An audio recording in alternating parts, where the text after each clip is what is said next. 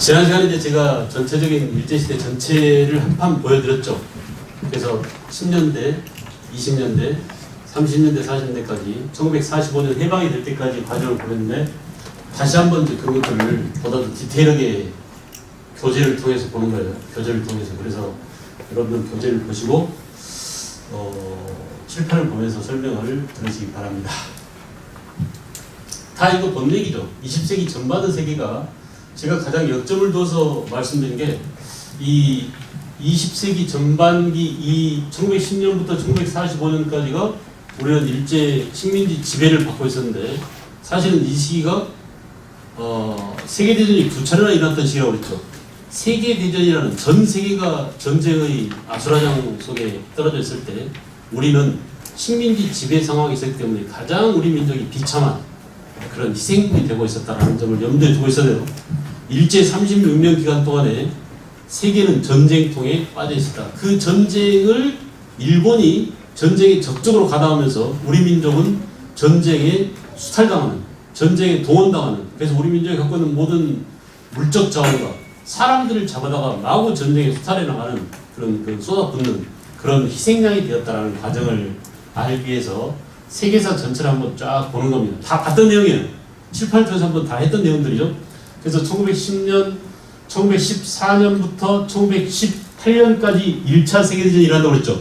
그죠? 그리고 1차 세계대전을 종결짓기 위한 파리 강화회의가 1918년 파리에서 열렸어요. 그래서 이 파리 강화회의에서 나온 이념이 뭐라고 그랬죠?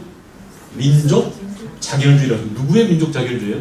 윌슨의. 그래서 1차 대전을 종결짓기 위해서 파리에서 파리 강화회의가 열렸는데 윌슨의 민족 자결주의가 나왔다. 그 민족 자결주의 영향을 받고 1919년 우리나라에서 뭐가 일어났다고요? 3.1운동이 터졌다. 알겠죠? 3.1운동.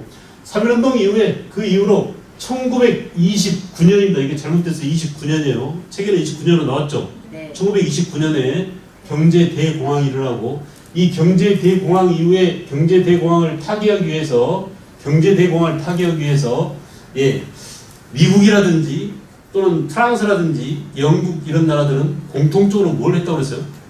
블록 경제죠. 블록 경제. 그래서 미국은 달러 블록, 프랑스는 프랑 블록, 그리고 영국은 파운드 블록. 이렇게 블록 경제를 추진하는가 하면은 미국 같은 경우는 뉴딜 정책 해가지고 수정 자본주의 이론을 채택했다. 아시겠죠? 수정 자본주의. 그래서 이렇게 경제 공황을 타개하기 위해서 수정 자본주의와 민주주의, 그러니까 이 자본주의 가운데서도 민주주의를 채택하고 있는 나라들은 이렇게 나름대로 경제 공황에 대한 대책이 있었습니다. 그런데 가난한 나라들, 1차 대전 때 쫄딱 망해서 배상금을 왕창 오르줬던 누구죠? 독일이죠. 독일과 함께 또 1차 대전 때 별로 승전국이었지만 큰 이득을 보지 못했던 누구예요? 이탈리아, 또 일본, 이런 나라들은 전체주의가 나타났다.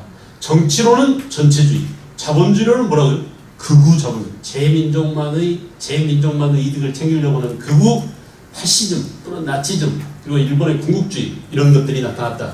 결국은 2차 대전은 이 극우 자본주의 독일과 일본과 이탈리아, 그죠? 얘네들 뭐라고 그래요? 전체주의라고. 전체주의. 저희 전체주의 극우 자본주의 이들과 추축국입니다. 추축국이라고 하죠. 추축국. 전쟁을 일으켰던 놈들. 그 다음에 여기에 대항했던 민주진영. 그래서 여기는 미국, 영국, 프랑스뿐만 아니라 주의해야 됩니다.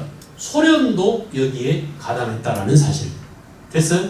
그때는 소련이었죠. 왜 소련이었냐? 원래는 러시아였는데 러시아에서 뭐가 일어났다고? 1차 대전 중에 러시아의 혁명이 일어났다. 레닌에 의한 무슨 혁명이었죠? 볼셰비키 혁명이었죠. 말을 해보세요. 무슨 혁명? 볼셰비키 혁명. 또는 뭐 사회주의 혁명. 그죠? 이 볼셰비키 혁명 이후에 사회주의, 소비에트 사회주의 연방공화국이 되고 그걸 줄여서 우리가 소련이라고 하는데 소련도 2차 대전 때는 이쪽에 연합국 측에 가담했다. 추축국 독, 이탈리아, 일본, 연합국, 미국, 영국, 프랑스, 소련, 중국, 이런 나라들이 전부 다 연합국이었죠. 이렇게 붙었다. 결국은 뭐냐? 결국은 연합국이 승리했습니다. 승리. 그러나 여러분, 이제 그 이후에는 자본주의 진영과 소련이 중심이 된 사회주의, 공산주의 진영이 서로 대립하다. 이걸 뭐라고 그래요? 이 대립을 냉전이라고 하는 거죠. 말을 한번 해봅시다. 뭐라고요? 냉전. 또 Cold War 그러죠. 냉전. 그래서 이렇게 세계사 전체를 한번 쫙 봤습니다. 우리가 일제시대를 거치는 과정 동안에 세계사는 어떻게 전개되어 갔느냐라는 과정을 봤어요. 자, 이제 우리는 일제 국권 침탈 과정을 볼 차례입니다. 그러니까 나라를 빼앗기기 직전의 상황이죠. 1904년 한일 의정서를 통해서 군사기지 사용권을 뺏겼다고 그랬죠. 여기가 뭐냐면, 이때가 뭐냐면 일본놈들이 러시아하고 무슨 전쟁이에요? 러일 전쟁 기간 동안이에요. 이 기간 동안에 독도가 일본 영토로 넘어갔다고 그랬죠. 독도가 일본 넘어갔다고 그랬죠. 그 다음에 제1차 한일회담으로 고문정치 했어요. 이거 전부 다. 고문 누구라고요? 외교고문 스티븐스. 그 다음에 또 재정고문 누가 왔다고 그랬죠? 아주 유명한 메카타. 알겠어요? 메가다의 화폐 정리 사업. 이런 것도 되게 중요하죠. 시험에 아주 잘 나온 것입니다. 메가다에 의해서 화폐 정리 사업이 진행되었다. 이렇게 고문들이 와서 우리나라 정치에 대해서 감나라 배나라 고문 정책이 있었다라고 그랬어요. 그 다음에 제2차 한일협약이 바로 을사늑약이고요. 이 2차 한일협약 때 최초로 우리가 빼앗긴 국권이 뭐라고? 외교권이었다. 기억나시죠? 외교권. 그래서 외교권을 박탈당하고 사실상 이때 나라를 빼앗겼습니다. 이때 나라를 빼앗기자 자기 목숨을 끊은 사람이 있었죠? 민영환 같은 사람들이죠. 그죠? 황환이라든지 민영환이라든지 이런 사람들이 나라를 빼앗긴 이 그 강토에서 어떻게 침피해서 사느냐 아주 비분 관계에서 목숨을 끊었어요. 그 다음에 을사조약 이후에 이제 그 점차 한일 합방이 될 때까지 여기가 1907년 때 제가 잘못했습니다. 미안해요. 1907년. 그래서 한일 신협약을 정미 7조약이라도 하고 정미 7조약에 의해서 차관 정치가 시행되었다. 차관 정치니까 우리나라에 뭘 박탈했어요? 행정권을 박탈. 기억나시죠? 그 이후에 군사권 박탈, 그 다음에 또 사법권 박탈. 그러더니 결국은 1910년 나라를 완전히 빼앗겼다. 우리가 이날을 경술국지 이렇게 얘기하는데 1910년까지 국권을 강탈당하는 과정을 쭉 봤습니다. 한일 의정서에 대한 내용이 밑에 쭉 나와있죠. 거기도. 그 다음에 이제 제1차 한일회담 나와 있어요. 재정검은, 외교검은 이렇게, 외교검은 스티븐스, 재정검은 메가다. 그죠? 그리고 한일 신협약, 제2차 한일협약을 한일 을사조약이라고 그러고, 을사조약 내용이죠. 그 다음에 한일 신협약은 1907년에 정미 7조약을 한일 신협약이라고 한다. 차관 정치가 시행됐다. 행정권을 박탈당했다라고 했습니다. 자, 그 다음에 이제 우리는 일제시대를 크게 세 시기로 나눴다. 기억나십니까? 1910년대에는 3.1운동 이전까지는 무슨 정치라고요? 헌병 경찰 통치. 또 이거 다른 말로 뭐라고 그랬죠? 무단 통치. 무력적 수단을 통해서 단호하게 통치했던 시대다. 기억나시죠? 그 무력적 수단이라는 게 헌병 경찰이라는 무장병력입니다. 무장병력을 동원해서 특히 무장병력 수단으로서 많이 채택됐던 게 뭐냐면 직결심판. 이 용어가 나오면 알겠어요? 또는 뭐 태형령 때리는 거죠. 태형 종아리 때리는 겁니다. 이렇게 체벌을 가하는 거, 직접 신체에 대한 체벌을 가하는 이런 것들이 전부 다 언제적 얘기예요? 1910년대에만 나타난 현상이에요. 그래서 그런 말들이 나오면 1910년대라는 거 꼭 기억하세요. 알겠죠? 태형령, 직결심판, 헌병경찰, 칼을 차고 선생님이 교실에 나타났다. 수업을 하러 들어왔다. 알겠어요? 군복을 입고 들어왔다. 이런 것들은 전부 다 뭡니까? 그런 무시무시한 공포정치, 무력적 수단에 대한 무단정치 당시 상황을 말해주는 거죠.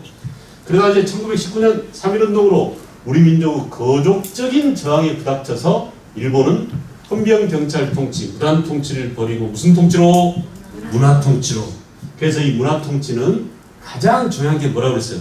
우리 민족을 분열, 이간시키기 위한 것이었다. 아시겠죠? 우리 민족을 분열시키고 갈라놓기 위한 것이었다. 그래서 아주 나쁜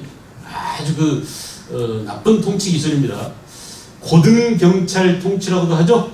기억나시죠? 제복을 입고 칼을 차고 이렇게 형식상 순경이라는 것을, 순사라는 것을 보여주면서 다니던 1910년대 1개월은 달리 제2기 때는 고등계 형사들이, 알겠어요? 순경인지 경찰인지 구분이 안 가는 민간인과 똑같은 복장을 하고 이렇게 사람들 틈바구니에 끼어서 우리 민족을 분열시키고 이간시키고 이렇게 갈라치기 했던 그런 시기가 바로 문화통치입니다. 1920년대죠.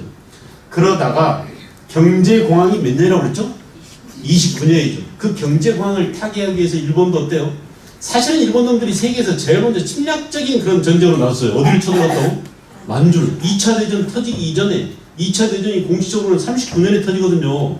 그리고 41년에 진주만 기습을 해가지고 태평양 전쟁으로 비화되는데 39년 이전에 훨씬 더 먼저 일본이 침략 야욕을 본색을 드러냅니다. 그래서 어디를 쳐들었다고요? 만주를 다 먹었어요. 만주에서 하려고 했던 우리 독립군들은 이 이후에 대타격을 입어요. 그래서 어디로 갈까요? 중국 본토로 이동합니다. 알겠죠? 그래서 좀 이따 이제 우리가 무장 독립전쟁을 하겠지만은 그런 백그라운드. 그때 벌써 일본이 31년부터는 만주 사변을 일으켜서 만주를 점령하고, 이거 보세요. 먼저 만주를 점령하고 나중에 어디를 점령한다고? 중국 대륙까지 쳐들어가려고 중일 전쟁을 도발합니다. 알겠죠? 그러면 우리 임시정부도 또 어디로 옮겨진다고? 상하이를 버리고 어디로? 충칭까지 도망가게 되더라. 알겠어요? 충칭까지. 이렇게 그 과정이 이렇게 만주사변, 중일전쟁 이렇게 합니다. 특히 중일전쟁 이후부터는 우리 민족을 전쟁에 직접 동원하게 한 뭐가 내려졌다? 총동원령이 내렸다. 여러분, 이 동원이라는 게 모조리 다 동원한다라는 얘기잖아요. 총동원이. 모조리 다, everything, 모든 것들을 다 동원한다라는 얘기인데, 이 동원의 내용이 뭘까요? 사람이고 물건입니다. 그죠? 사람은 학도병, 징병, 징용, 그죠? 여자 근로 정신대 이런 것들이 전부 다 이 시기에 있었던 일이에요. 알겠어요? 이 시기에. 그래서 정신대 같은 경우는 아주 일제 침략 막바지 43년, 44년 이 무렵에 본격적으로 많이 들어가요. 알겠죠? 그래서 이렇게 총동원령이 내려지고 특히 총동원령이 내려진 그 시기가 타이밍이 언제라고요? 37년 중일전쟁 직후에 38년에 총동원령이 내려진다. 이거 되게 학생들도 어려워하는데 이 총동원을 하기 위해서 우리 민족을 구워 삶아야 합니다. 달려야 합니다. 머릿속을 개조시켜야 합니다. 너네들은 조선인이 아니야. 너네들은 일본이냐. 그러니까 일본 천황을 위해서 충성을 다해야 돼. 라고 하기 위해서는 우리 민족 혼을 빼놔야 되겠죠. 그 민족 혼을 빼낸다는 게 바로 뭐라고요? 역사와 우리의 말을 못쓰게 하는 거죠. 우리 역사를 가르치지 못하게 하고 우리 언어를 가르치지 못하게 하고 있어요. 그래서 바로 이때 뭐라고? 내선일체, 일선동정. 자, 일본을 내지라고 그러고 우리 조선과 일본은 하나다라는 거야. 그러니까 우리를 잘 대해주기 위해서 그런 거예요. 우리 민족을 수탈하기 위해서 그런 거예요. 수탈하기 위해서 그런 겁니다. 알겠죠? 그래서 이거 보세요. 요걸 하기 위해서 이걸 했어요. 이걸 하기 위해서 이걸 했어요. 알겠죠? 그래서 이렇게 내선일체. 또 하나는 뭐라고? 일본과 조선은 같은 조상을 지니고 있다. 동조론입니다. 일선동조론. 이게 정답 바로 뭐냐? 이게 총동원령을 내리기 위한. 알겠어요? 우리 민족을 말살시키기 위한 겁니다. 이게 전부 다 같은 거잖아요. 민족 말살 통치. 그래서 제가 지난 시간에 우리 민족을 전부 다 죽여버리겠다 이런 게 아니라 우리 민족의 뭘 말살하겠다?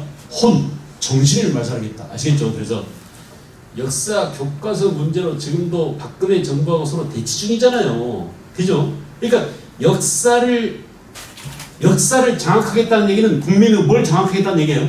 머리와 혼을 장악하겠다는 얘기예요. 일제놈들이 하던 것과 똑같은 그런 양상을 벌이고 있기 때문에 적극적으로 저항을 하고 있는 겁니다. 이게 대해서 국민들이 다 당해봤거든요. 옛날에 한번 겪어봤던 그런 과정이기 때문에 절대 우리가 역사는 양보하지 못한다. 알겠어요? 영어 교육이 중요하다. 국민들을 전부 다 그 영어를 제2 모국어로 삼켜자. 어떤 사람이 그랬었죠 전에. 그죠? 또 뭐 오렌지 교육 하면서 어떤 대통령직 인수위원회 나온 여자가 오렌지 하면서 말이지 혓바닥 굴러가면서 영어를 강조했는데 영어를 중시한다는 얘기는 결국 뭐냐? 그만큼 우리 민족의 혼을 미국식으로 신자유주의로 바꿔놓겠다라는 그런 의도가 담겨있는 겁니다. 알겠어요? 일제시대 일본놈들이 했던 그런 방식과 똑같은 그런 내용이에요. 이렇게 우리는 일제의 침략 과정을 시기를 나눠서 10년대, 20년대, 30년대, 40년대까지 이렇게 쫙 봤습니다. 자, 그 다음 또 보실까요? 정리가 되시나요? 헌병 경찰 모습 보이죠? 이렇게 무력적 수단, 바로 이렇게 무시무시한 칼을 들고 지배자들이 이렇게 다녔다라는 것은 굉장히 위협적이겠죠? 그래요. 여러분들이 학교 다닌 지 한참 오래됐지만 요즘은 교실에서 때리지 않잖아요. 선생님들이 만약에 저희 때는 그걸로 많이 때렸어요. 대나무 뿌리 기억나시나요? 여러분들은 안 맞아보셨겠죠? 대나무 뿌리로 손바닥 때리면 굉장히 아픕니다. 여학생들 이렇게 자를 가지고 많이 때렸다면서요? 내가 물어봤더니 학교에서도 많이 때려요. 그래 여학생들이 어떻게 때리냐면 책상 위로 올라가려고 하는데 허벅지를 이렇게 때리거나 발바닥을 때리거나 그랬대요. 한참 우리는 맞고 컸습니다. 여러분들도 되게 그런 세대일 것 같아요. 지금 애들은 좀 다르잖아요. 지금은 그렇지 않습니다. 근데 그 항상 맨날 이렇게 몽둥이 들고 나타나는 선생님들이 있었죠. 교련 선생님, 체육 선생이랑 교련 선생님. 그래서 각 학교에 군기를 잡는 군기반장 노릇을 했었는데 사실은 그게 전부 다 뭐냐? 일제 잔재입니다. 알겠죠? 일제 잔재. 그러니까 얼마나 그 일제 식민지가 해방된 지가 오래됐지만 제가 초등학교 들어간 게 1965년인데 45년에 해방됐으니까 20년이 지났잖아요. 해방된 지. 그럼에도 불구하고 제가 중학교 다닐 때 일제 군복 입고 다녔어요. 믿어지세요? 얘들하고 똑같은 이런 옷 입고 다녔어요. 이렇게 카라가 이렇게 되는 거 여러분들도 봤죠? 친구에 나오는 영화 그 친구에 나오는 그 교복 있잖아요. 이게 일본 놈들 입고 다니던 그런 옷들입니다. 거기 달린 노란색 그 양철로 된 단추 이런 것도 전부 다 일본 군복에서 나온 것들이에요. 각반 차고 훈련하고 그랬었어요. 학교에서 목검 들고 저희들도. 그러니까 이게 뭐냐면 일본 놈들이 남겨놓은 그런 유산, 군사문화의 유산을 계속 우리가 답습하고 있었다라는 것을 알 수 있죠. 헌병 경찰 모습에 순사한다 그랬어요. 어렸을 때 기억나세요? 제일 무서운 게 순사였어. 오죽했으면 어린아이가 울면 호랑이 아니면 순사한다 그러면 애들이 울음을 그칠 정도로 그랬습니다. 이게 이제 그 태형이죠. 태형. 이거 보세요. 길거리 가다가 이렇게 잡아놓고 때리는 겁니다. 홀랑 벗겨놓고 엉덩이를 직접 까놓고 때리는 거죠. 태형.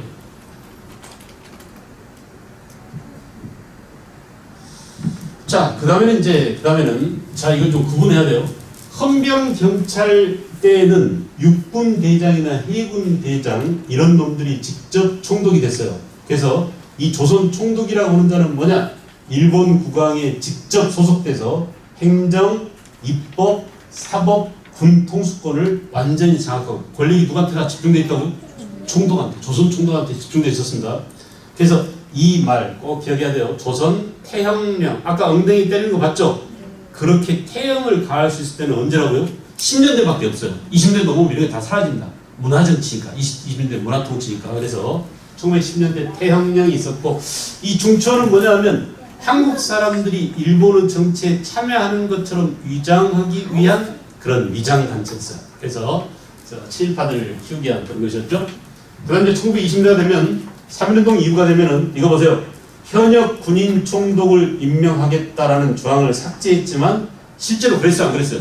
안 그랬어요. 실제로 여전히 군인 총독이 왔습니다. 군인 출신 총독이. 그래서 3.1운동 이후에도 문관 출신을 총독으로 임명했다라고 말로만 해놓고 조항은 이렇게 만들어 놓고 실제로는 문관 출신 총독이 오지 않고 군인 출신 총독들이 왔습니다. 헌병 경찰 제도가 폐지되고 무슨 경찰로 갔다고요? 더 무서운, 더 끔찍한 뭐가 됐다고? 고등경찰, 고등계 형사 이런 말 쓰잖아요. 고등경찰로 갔더라. 그 다음에 이제 언론 출판 집회 결사의 자유가 허용됐다라는 사실에 주목해야 됩니다. 알겠죠? 10년대에는 언론 출판 집회 결사의 자유가 없었어요. 우리 신문이 하나도 없었어요. 알겠죠? 여러분 봐봐요. 일제시대가 되기 전에 우리는 신문을 만들었잖아요. 벌써 동네신문도 있었고 대한매일신보 이런 것들이 있었잖아요. 전부 폐간됐어요. 왜? 헌병 경찰 통치에서는 언론 출판 집회 결사 자유가 말살됐었기 때문에 전혀 없었습니다. 그런 자유를 부분적으로 부여한 게 언제라고요? 20년대 3.1운동이 이른바 무슨 통치? 문화통치. 그래서 이렇게 문화를 누리게 해주겠다, 신사적으로 대우해주겠다 라고 해놓고 사실은 뭐냐? 사실은 이렇게 언론의 자유, 출판의 자유, 사상의 자유, 결사의 자유, 집회의 자유 이런 것들을 부분적으로 허용했지만 사실은 철저하게 통제했습니다. 말 안 들으면 폐간시키기도 했죠. 그죠? 또는 뭐 신문 기사를 삭제하거나 정관을 시키거나 몇 주 동안 신문을 못 내게 하거나 이렇게 하면서 신문을 아주 많이 통제를 했어요. 지금도 이제 우리 어때요? 우리가 방송은 보지만 방송 내용이 진실합니까? 되게 웃깁니다. 방송이. 내가 볼 때는 말이야, 방송은 수돗물이나 공기나 전기가 비슷한 공공의 것이에요. 그죠? 그러니까 수돗물이 만약에 하루라도 딱 끊기면 여러분들 생활이 되게 불편하죠. 방송이 하루 딱 끊기면 어때요? 괜찮아요? 괜찮습니다. 괜찮아요. 왜냐하면 방송에서 하는 내용들이 되게 아주 재밌는 내용들만 해주기 때문에. 그러니까 매일 나오는 게 뭐예요? 주로 방송 맨날 요즘 나오는 게 뭐예요? 요즘 저는 텔레비전을 잘 안 봐가지고 모르겠는데 좀 한참 전에 보니까 맨 어린이들만 나오더라고요. 그냥 줄창나게 틀면 어린이 프로고 맨날 음식만 들어주는 거야. 여기저기서도 음식 오고 이쪽 들어도 음식 오고 있고 그냥 도대체 대한민국은 음식 공화국인가? 먹는 방송, 먹방 방송만 할 것인가? 알겠어요? 그 다음에 이제 건강. 그죠? 그래서 거의 국민들이 건강에 대해서는 박사 수준이 됐습니다. 다 알아요. 다 알아요. 웬만한 약에 대해서, 효능, 뭐 병에 대해서, 질병에 대해서 빠삭합니다. 그런 식으로 되고, 정작 필요한 것은 우리 국민한테 필요한, 그러니까 물이나 전기나 수도나 이런 것처럼 정말 필요한 것은 진정한 행복이 뭔지, 이런 우리 그 한국사 강의라는 것들을 텔레비전에서 보면은 옆에서 우차사 하면은 뭘 보겠어요? 여러분 같으면 강의 보겠어요? 우차사 보겠어요? 그쪽으로 넘어가죠. 길들여져 버렸어요. 그렇게.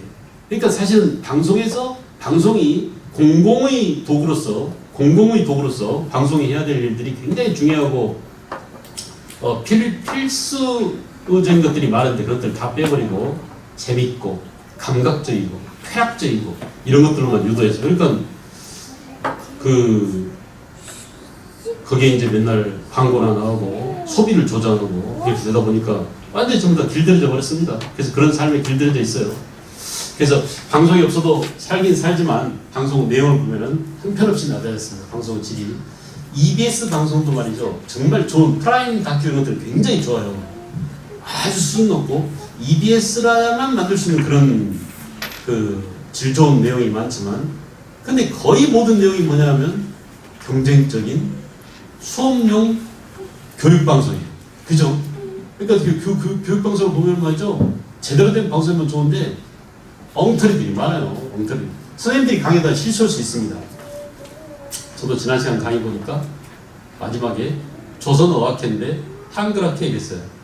조선어학회가 맞아요. 그죠? 그래서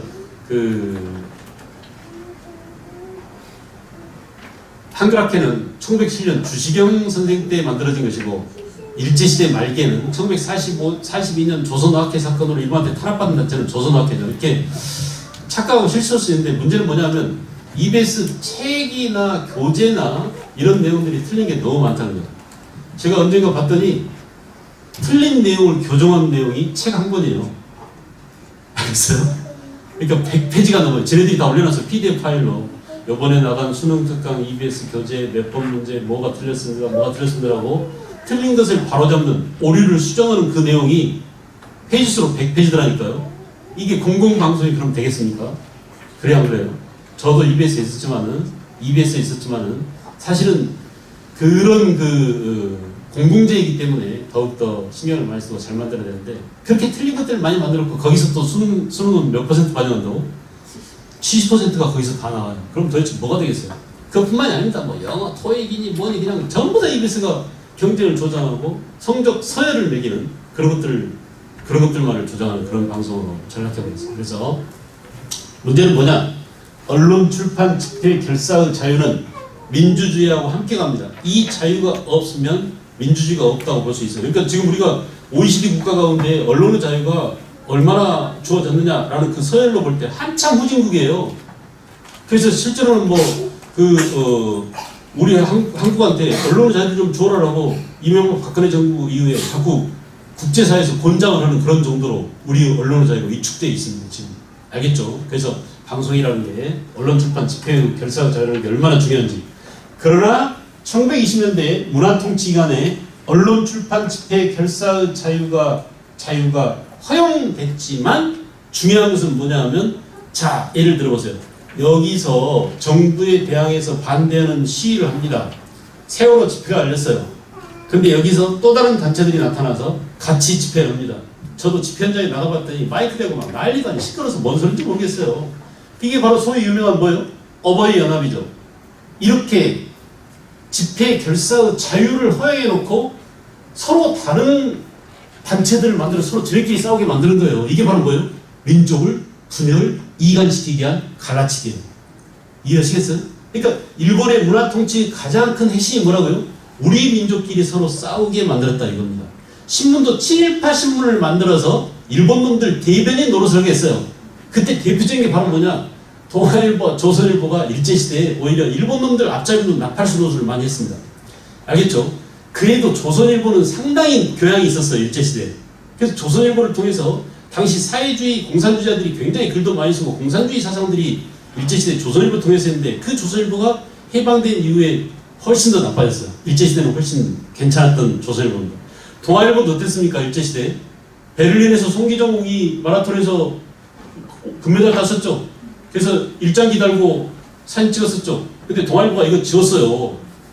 동아일보가 사진을 신문에 실을 때는 그 일장기를 이게 유명한 일장기 말살사건입니다. 그래서 신문에 나온 송기정은 금메달을 받고 머리에 월경안을 쓰고 있는데 일장기가 없어졌어요. 원래는 일장기가 있었던 것을 신문에 낼 때 지워버린 겁니다. 그래가지고 동아일보가 그 전가를 당했죠. 알겠죠? 이렇게 괜찮았던 신문인데 해방된 이후로 특히 동아일보는 70년대까지도 괜찮았었어요. 근데 어쨌든 간에 이렇게 우리 민족을 분열 이간시킨다. 굉장히 중요합니다. 문화 통치는 우리 민족을 분열 이간시키게 한 그런 통치 방식이었다. 자, 그 다음에 이제 각 종교 지도자도 친일 인사를 내세워서 알겠죠? 또 수재 교육 명목으로 친일 지식인을 친일 지식인을 양성하고 이렇게 친일파를 키워줍니다. 문화 통치를 통해서. 그래서 우리 독립운동, 우리 그 민족 진영과 친일파가 서로 대립하도록 이렇게 계속 부추겼어요. 알겠죠? 그 다음에 민족 말살 통치는 1938년 이후 총동원령이 본격적으로 내려지고 인적 자원과 물적 자원을 수탈했다라는 점. 자, 중일전쟁 1937년 이후 1941년 태평양전쟁까지 내선 일체 한국 신민화 정책 다 봤죠? 밑에 지용병제 몇 년이에요? 38년이죠. 징용령 39년, 징병제 44년, 정신대 44년. 이렇게 인적 자원, 사람을 수탈하고 국민 정신 총동원 조선연맹 또는 보국 임전 조선 임전 보국단 이런 것들을 만들어서 우리의 사람들을 수탈해 갔습니다. 잡아갔습니다. 이게 보세요. 징용 갔던 사람들이 징용 가서 강제로 끌려가서 일하는 거죠. 탄광에 저렇게 우리 조선인 노동자들이 일본에서 이렇게 광부로 일하면서 그 탄광 벽에다 이렇게 써놨어요. 배가 고파요. 어머니 보고 싶어요. 이런 식으로 꽃갱이로 긁어가지고 글자를 써놨습니다. 강제 징병을 당하는 장면이죠. 징집을 당하고 있는 그런 모습입니다. 소년병들이 학도병으로 끌려가서, 그죠? 저기 보세요. 미국과 영국인데 미자를 무슨 미자로 써놨어요? 쌀 미자를 써놨죠. 그죠? 당시 사진이니까 일본 놈들은 우리는 아름다운 미자를 쓰지만 미국을 미국이라고 할 때 쌀 미자를 써서 미국과 영국을 박살내자 이런 얘기입니다. 자, 그 다음에 이제 경제 수탈이죠. 10년대, 20년대, 30년대 경제 수탈을 봤어요. 머릿속으로 한번 해봅시다. 머릿속으로. 10년대 경제 수탈은 뭐였죠? 주로 뭐라고 그랬어요? 토지. 한 나라를 식민지로 삼았다는 얘기는 한 나라가 다른 나라의 뭘 빼앗았다? 땅을 빼앗았다는 거잖아요. 그래서 토지를 주로 빼앗았다. 토지뿐만이 아니에요. 토지뿐만 아니라 회사령, 임업령, 광업령, 어업령 이렇게 우리 민족 산업의 기초, 푼다멘탈을 모조리 다 가져갔어요. 이게 바로 뭐냐? 1910년대 경제 수탈입니다. 자, 산업 침탈 보세요. 10년대는 회사령이 내려지고 회사령은 민족 기업을 억압하기 위한 무슨 제라고 그랬죠? 허가제. 이게 20년대는 뭘로 바뀐다고 그랬어요? 신고제로 바뀐다고 그랬죠. 쉬워진다고 그랬죠. 10년대는 허가제였기 때문에 회사 설립이 어려웠습니다.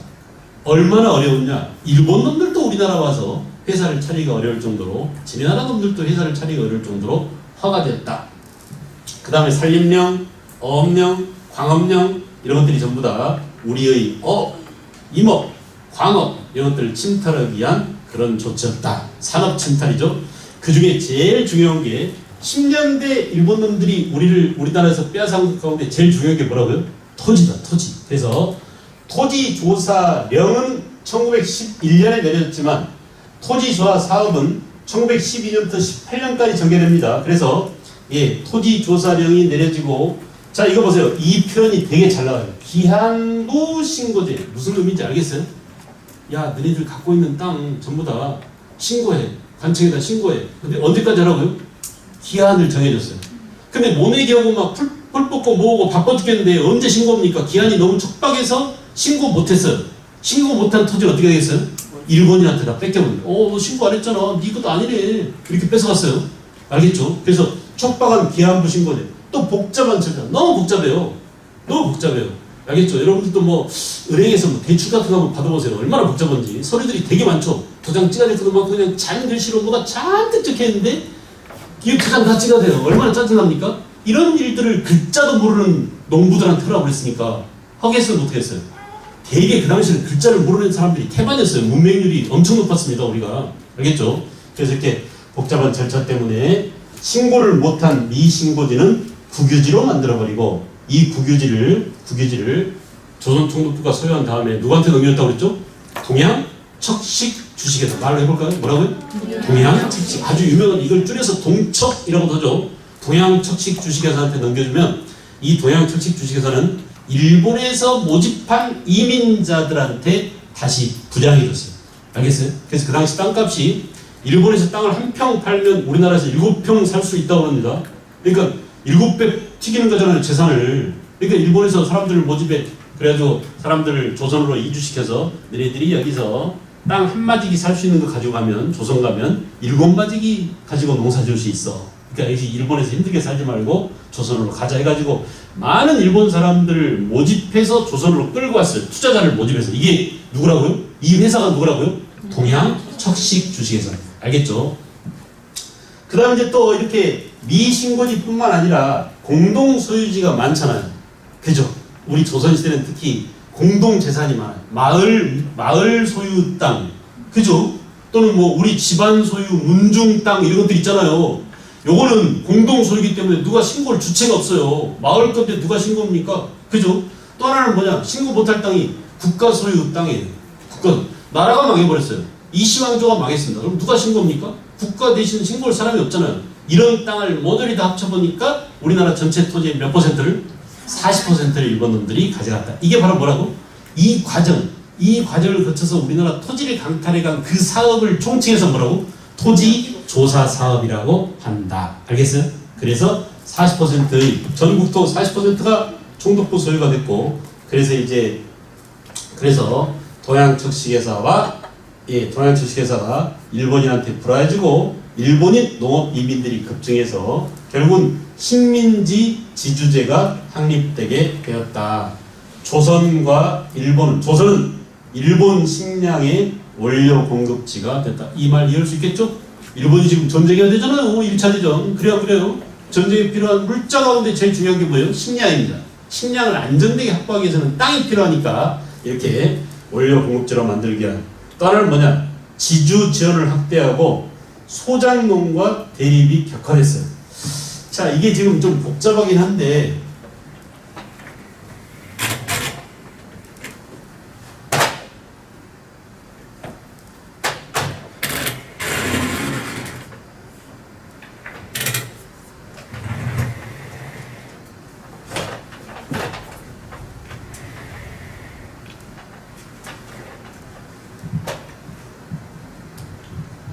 카메라는 안 잡히겠지만 여기서 쓰겠습니다.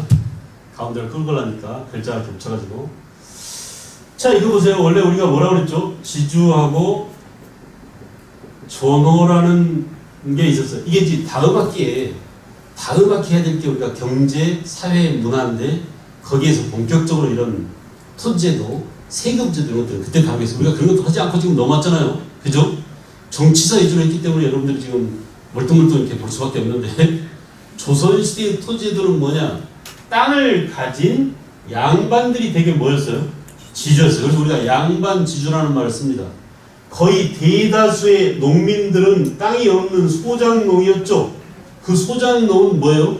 전호예요. 전호라고 불렀어요. 소작농을 뭐라고 부른다고? 전호라고 불렀어요. 자, 그럼 이거 보세요. 지배층인 사회적으로 지배 신분인 누가예요? 금수저 누가 있어? 양반. 흑수저 누가 있어요? 소장. 이 관계는 신분 관계죠. 이 신분 관계하고 땅에 있는 자 누구예요? 지주. 땅에 없는 가난한 사람 누구예요? 전호. 요거는 신분 관계가 아니라 뭐예요? 경제 관계입니다. 계층이에요. 이게 서로 연동돼 있어요, 안 돼 있어요? 돼 있죠. 그래 안 그래요? 지금 그 얘기예요. 그래서 조선시대 이렇게 신분이 곧 경제력과 어쨌다? 일치했다. 오케이? 조선시대는 신분이 경제력과 일치했다. 라고 되는 겁니다. 다시요, 되게 중요한 말이에요. 되게 중요한 개념을 지금 설명하려고 해요. 근데 이건 우리나라만 아니라 서양도 마찬가지. 서양도 정치적 지배계층이 누가 있어요? 영주들이 있었죠. 영주들은 주로 어떤 사람들이라고 했어요? 백작인가? 또 뭐 남작, 백작, 자작, 공작 이런 사람들이죠. 이들을 모델을 묶어서 뭐라고 그래요? 귀족이죠, 귀족. 그리고 영주 밑에 누가 있었어요? 땅이 없이 이 귀족 영주 땅에서 빌려서 농사 짓는 누가 있었죠? 농노가 있었죠. 그래 안 그래요? 그래서 영주와 농노는 장원이라는 형태로 묶여서 이걸 무슨 제? 장원제라고. 아스라이 옛날에 배운 기억이 나시죠? 다 배웠을 거예요, 여러분들은. 여러분들 세계사를 다 했기 때문에 배웠을 겁니다. 이거 보세요. 그런데 농노는 영주한테 뭐를 내야 돼요? 수확량의 일정 부분을 뭘로 내야 돼? 지대를 내야 돼. 땅 임대료입니다. 사용료예요. 알겠어요? 자, 우리가 서양에서 이런 관계를 무슨 제도라고 그랬어요? 서양 중세 무슨 제도? 봉건제도라고 했잖아요. 그런데 우리 조선도 보니까 어때요? 이렇게 지배층인 여기처럼 지배층인 양반과 땅을 가진 지주, 오케이? 피지배층인 농민과 땅이 없는 전후 관계가 마치 서양 중세의 뭐랑 같아? 봉건제. 그래서 우리가 뭐라고 하느냐? 봉건적 신분제 이런 말을 쓴 겁니다. 오케이? 신분이 곧 뭐랑 일치한다고? 경제력과 일치한다. 됐죠? 신분이 경제력과 일치한다. 알겠어요? 그래서 우리가 봉건적 신분제입니다. 자, 동학 농민운동 배웠죠? 동학 농민운동 두 가지 성격이 있다고 그랬죠? 하나는 뭐? 반외세. 또 하나는 뭐? 반봉건. 그 반봉건이라는 말이 이 말이에요. 요걸 두들겨 부시자는 얘기예요. 이걸 깨부시자는 게 뭐예요? 반봉건이에요. 아시겠어요? 그래서 우리가 봉건적 신분제, 봉건적 토지제라는 것은 이렇게 신분과 토지제도가 경제력이 일치하는 이런 시스템을 뭐라고? 봉건적 신분제도라고 얘기합니다. 됐죠? 자, 그런데 우리는 조선 후기가 되면은 이런 봉건적 신분제도가 점차 조선 후기에 약화돼 가고 있었어요. 왜냐하면 농민들이 여기에 저항을 했었거든요. 지주원은 우리 옛날처럼 지대를 2분의 1씩 못 내겠어요. 이 2분의 1씩 내는 지대를 타조법이라고 그랬죠. 그죠? 비율을 정해놓고 내는 지대라고 해서 또 다른 말로 뭐라고 그래요? 정률지대라고 해요. 알았어요? 이렇게 타조법으로 정률지대에 따라서 수확량의 절반을 반띵하는, 반타작하는, 그러니까 농민이 완전히 득골 다 뽑아가는 겁니다. 가만히 앉아서 땅 있다는 사람들이. 알겠어요? 농민들이 이 떼약볕에서 이런다고 생각하면서 지금 나가서. 그래 안 그래요? 그래서 밥 메고 김 메고 수확을 다 해서 가만히 앉아 놀고 있는 땅 주인한테 얼마나 갖다 바쳐야 돼? 2분의 1을 갖다 바쳐야 돼요. 그러니까 너무 억울하잖아요. 너무 억울하잖아요. 피땀 흘려서 농사 지은 것의 절반을 갖다 바치니까. 그래서 농민들이 여기에 대해 투쟁을 해요. 그래서 이 정률지대를 깎아주세요 해가지고 액수를 정해놓고 내도록 해주세요라고 무슨 지대로 바꿔요? 액수를 정해놓은 지대. 무슨 지대? 정액지대로 바꿔요. 이게 뭐냐? 도조법이라고 하는데 이렇게 지대를 깎는 이 농민의 저항을 항조운동이라고 옛날에 배웠습니다. 어려운 표현으로요. 지대 깎기 운동을 무슨 운동이라고요? 항조운동이라고 해요. 그냥 우리가 쉬운 말로 하면 이거 요즘 말로 하면 뭐예요? 소작쟁이. 이것도 별로 쉬운 말은 아니죠. 그죠? 소작농들이 결국 투쟁을 해서 소작료를 깎았다는 거 아닙니까? 그러니까 이거 보세요. 이 과정을 보면은 조선시대 지대가 타조법에서 조선 후기로 가면 갈수록 농민의 저항이 거세져서 농민들이 지대를 덜 내게 되었다. 그러면 지금까지 유지되었던 지주와 전호와의 이 관계가 강화된 거예요? 약화된 거예요? 약화됐어요. 결국 지주 전호지가 약화되었다라는 이 말 표현은 결국 누구 권익이 신장됐다? 농민의 권익이 신장됐다는 것을 의미하지 않습니까? 그런데 문제는 뭐냐? 그런데 지금 문제는 이거예요. 식민지 지주제, 다시 말하면 식민지 지배계층 일본이 우리 지주를 대신해서 새로운 지주가 돼가지고 오히려 지주 전호지가 어떻게 됐어요? 강화됐어요. 오케이? 알았어요? 자, 보세요. 이거 보세요. 이거 보세요. 지금 이제 이렇게 지대가 깎였습니다. 전호가 내는 지대가 2분의 1이 아니라 훨씬 더 적은 액수를 정해놓고 내는 정액수로 깎였어요. 그런데 일본 놈들이 와가지고 친일파 일본인 지주와 함께 일본인 지주가 생겨났죠. 동양철산 회사가 모집해서 일본인들이 지주로 들어왔다고 그랬죠. 이들이 땅을 소유하게 되면 우리 농민이 농사를 지어야 되니까 역시 이들한테 가서 소장농이 돼가지고 조선인 소장농이 농사를 지었어요. 근데 이게 웬일이야? 이미 없어진 뭐를요? 반띵 지대를 내라고 한 거야. 2분의 1씩을. 알겠어요? 2분의 1씩 지대를 내라고 그러고 이것뿐이 아니에요. 이것 말고도 플러스 뭐를 내라고? 알파를 내라. 웃돈을 더 얹어주라. 너 내년에 농사 지으려면 내 말 잘 들어야 돼.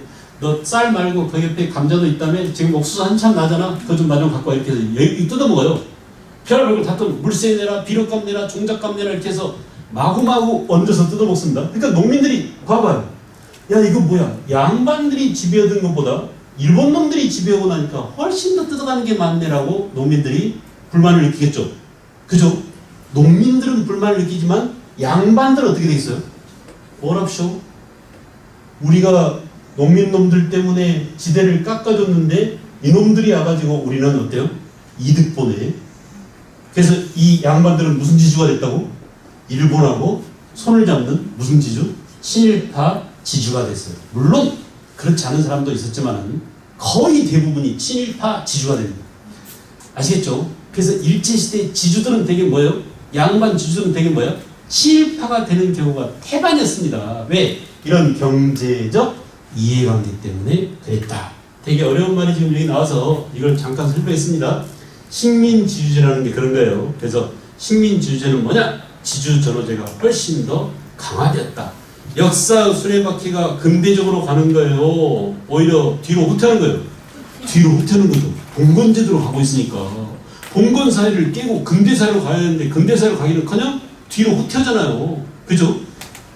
이런 일이 벌어져요. 왜 이렇게 일본 놈들은 우리나라에서 많이 착취해 가야 되냐? 쟤네들이 전쟁을 수행하기 위해서는 우리나라로부터 많은 식량을 가져가야 되기 때문에 그랬다. 알겠죠? 그래서 이거 보세요. 소장농과 일본인 사이에 대립이 격화되게 됐다. 그리고 또 뭐예요? 소장농과 일본인뿐만 아니라 우리 민족 안에서도 양반 지주와 농민 사이에 대립이 격화됐어요. 찢어지고 갈라지고 우리끼리 싸우겠죠. 그죠?